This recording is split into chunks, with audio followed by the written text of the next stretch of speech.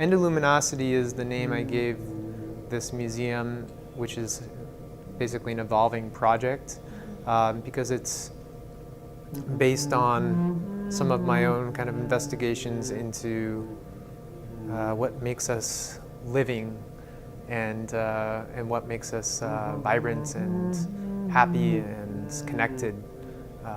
And so there are many mystical traditions that talk about inner light, and it's a reference to that, but it's also a reference to some of my own dreams and visions during meditation, and also a reference to kind of a poetic reference to experiments with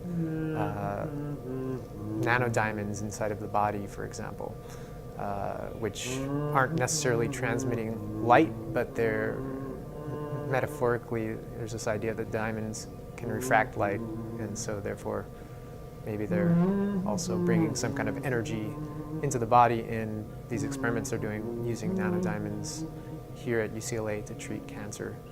I mean, I've grown up working with dreams. My mother's a psychotherapist, so dreams have always been a big part of my upbringing. Like, what did you dream?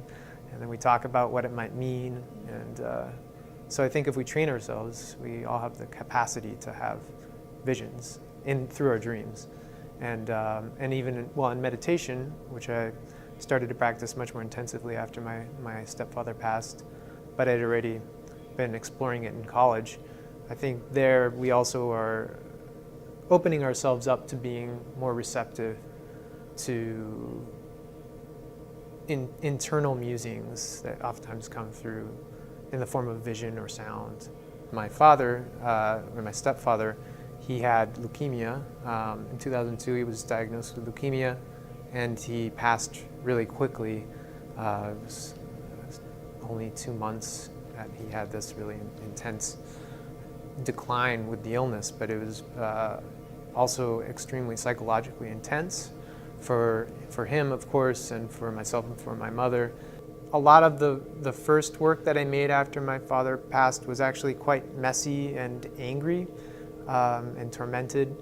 And it was all about the inner structure of nature, but without the patience to sit with it, because I was still too tormented.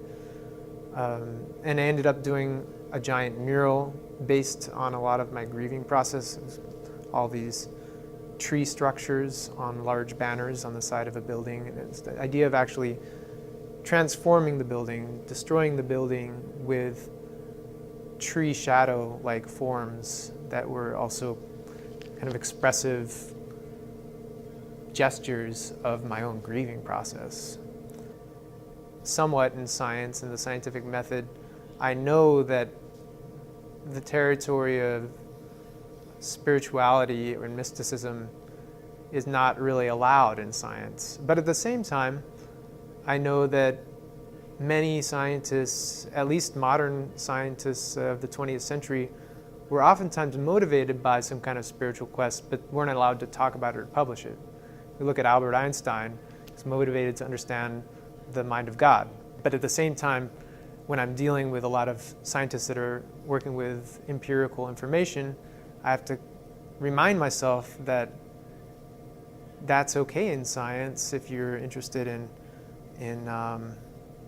some really big picture idea, like the energy and everything.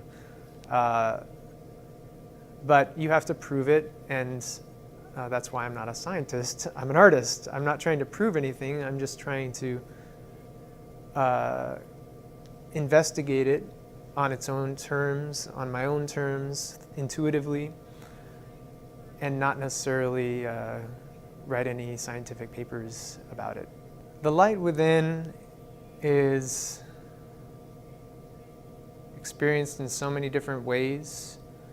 It's our energy, it's our vital energy. That's the light within, and we can share it in different ways.